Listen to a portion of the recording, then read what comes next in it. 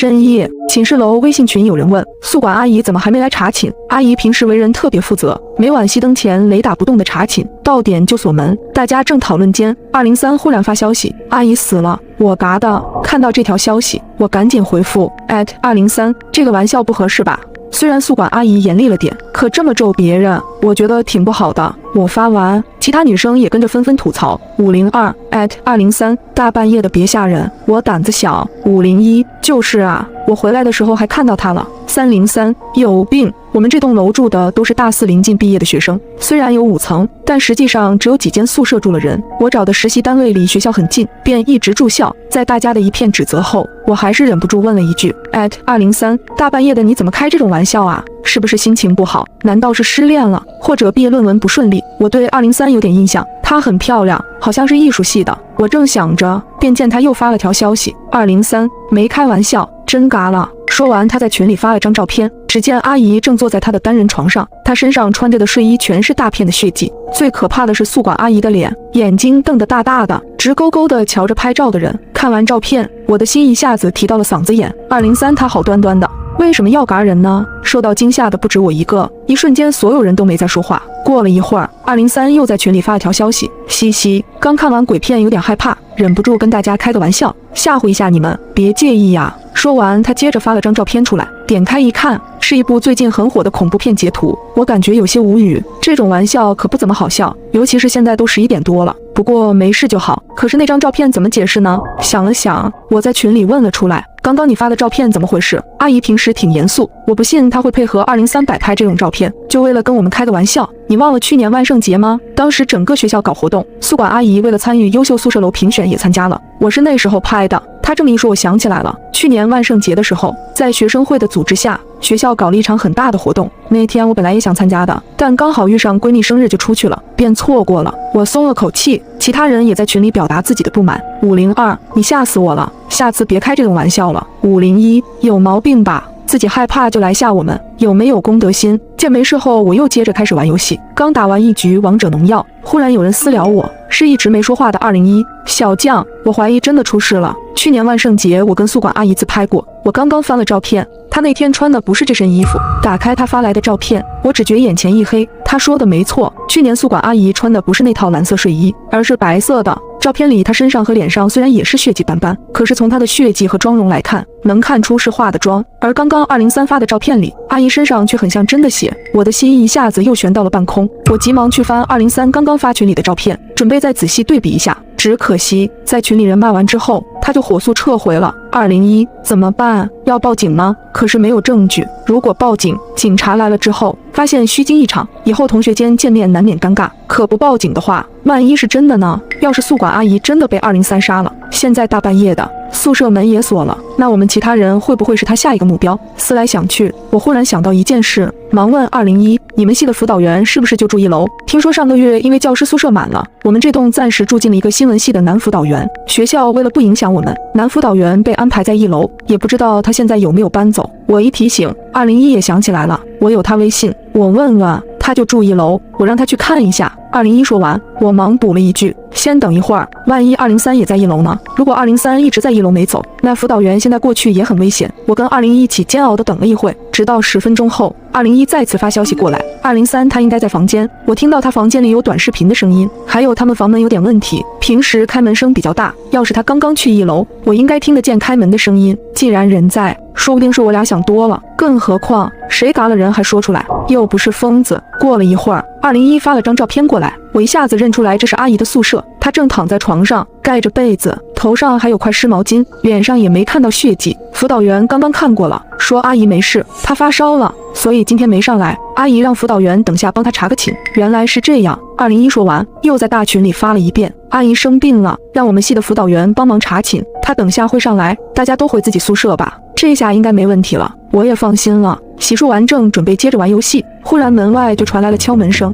同学你好，查寝，麻烦开下门。好的，老师等一下。我正准备开门，忽然间又想起了一件事。学校规定，查寝要求必须男女老师共同一组，女生宿舍就由女老师进去检查卫生，男老师门口站着，反之亦然。有时候女老师有事，那么男老师就隔着门清点人数，一般不会进女生宿舍，我们也不需要开门。我记得楼下住的那个辅导员来学校好几年了，按理说他应该知道这个规矩的。想了想，我飞快地给201发了条消息：你们辅导员刚刚进你宿舍了吗？等了足足快1分钟，201都没回我。我正焦急着，敲门声又响了，咚咚咚，这次声音比刚才快了很多，似乎等在门口的人已经有些不耐烦。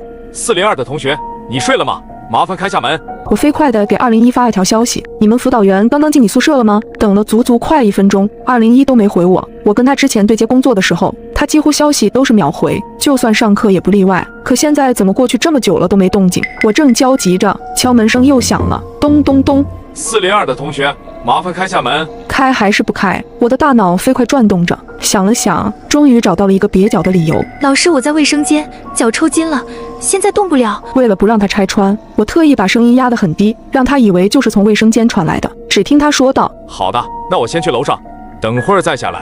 等到脚步声走远，我一下子冲到了卫生间，然后把门反锁。接着我开始给201打语音，响了半天都没人接，我的心一沉，难道真的出事了？我正准备报警，忽然201回消息了，进来了。他也去了203，说没什么异常。我刚刚洗澡去了，没看手机。想了想，我还是决定跟他打个语音，这样才放心些。刚准备打，忽然间我被拉进了一个新的群。我一看，群里有303、我501和502。一进群，我就看到303发了一条消息：小心201。我的心一紧，忙问为什么。303回我下去拿外卖的时候，看到他跟一个男人一起进来了。男人303接着发，我记得她有个男朋友，是校外的混混。我怀疑刚刚查寝的不是辅导员，是她男朋友。不是吧？我忍不住倒抽一口冷气，这也太匪夷所思了。想了想，我问他：你确定吗？刚刚辅导员进你宿舍没？没有，我不敢开门。看来他跟我一样，察觉出了不对劲。我俩说话的功夫，我发现501和502一直没动静，也不知道他们现在在干嘛。于是我忍不住提醒501、502，小心查寝的辅导员，不要给他开门。我话落，忽的楼上传来一阵惨叫声，不知是谁发出的，凄厉又急促。我的心一下子飞快跳动。501、502，你们还好吗？出什么事了？303，怎么了？402，你为什么这么问？看来他没有听到惨叫声。我正要接着说，501回话了，没事，我在看恐怖片。502跟我一起呢。502，对，我俩在一块儿。刚刚没看手机，辅导员已经查完寝下去了。502说完，在群里发了张照片，他拍的是501。只见501坐在凳子上，脸朝着笔记本方向。不对，怎么又是恐怖片？好端端的，今晚怎么个个都在看恐怖片？我正想着，303已经私聊我了。你刚刚怎么这么问？我忙回，我怀疑他们出事了。刚刚我听到了惨叫声。303，你赶紧来我这里，我们宿舍有2道锁，很安全。假如501和502真出事了，不管外头的辅导员是真是假，我现在都非常危险。这么看来，他宿舍是比我这里要安全点。我正焦虑间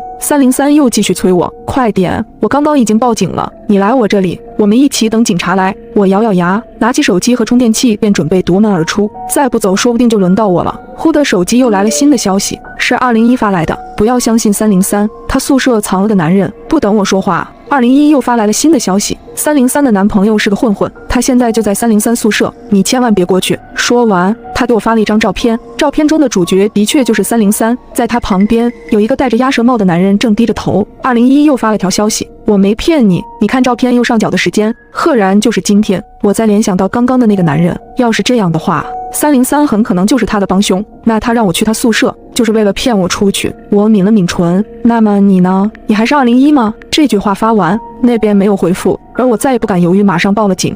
我在东南科技大学老校区4号宿舍楼，现在外面有一个杀人狂，可能是2个，求求你们快点过来。报完警后，我稍稍冷静下来，我忙把宿舍里的桌子推到了门口，将门堵住。过了一会儿，外头又传来脚步声，紧接着又有人敲门了，咚咚咚。